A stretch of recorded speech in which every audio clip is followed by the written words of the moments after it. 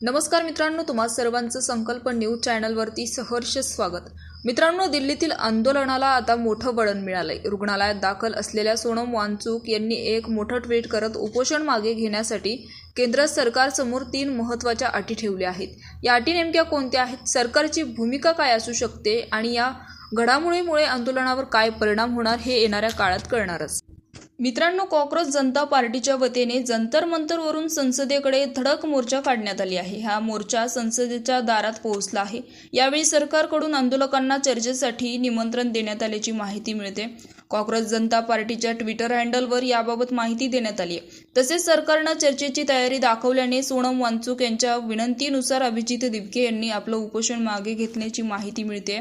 Cockroach जनता पार्टीचे प्रवक्ते आणि अभिजित दिपकेंचे सहकारी आशुतोष रांगा आणि सौरभ दास हे कॉक्रोच जनता पार्टीच्या वतीने भाजप नेते आणि केंद्रीय आरोग्य मंत्री JP नड्डा यांच्या भेटीसाठी निघाले आहेत। सकाळी सरकारच्या वतीने चर्चेसाठी निमंत्रण आल्याचंही कॉक्रोच जनता पार्टीने सांगितलं।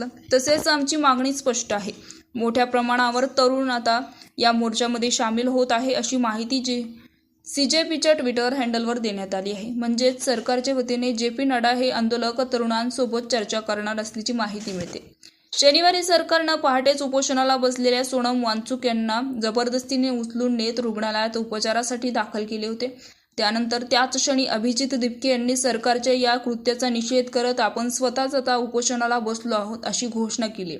त्यानंतर दिपकेंच्या आजच्या उपोषणाचा दुसराच दिवस होता। रुग्णालयात सोनम वांगचुक यांनी दिपके यांना उपोषण संपवण्याचा संदेश दिला। त्यानंतर दिपकेंनी आपलं उपोषण सोडलं। तर मित्रांनो, सोनम वांगचुक यांच्या या नव्या भूमिकेनंतर आता केंद्र सरकार काय निर्णय घेतं आणि आंदोलनाची पुढची दिशा काय ठरते याकडे संपूर्ण देशाचे लक्ष लागले। या प्रकरणातील प्रत्येक मोठी अपडेट सर्वात आधी पाहण्यासाठी संकल्प न्यूज चॅनलला सबस्क्राईब करा। व्हिडिओ आवडला असेल तर लाईक करा, कमेंटमध्ये नक्कीच सांगा।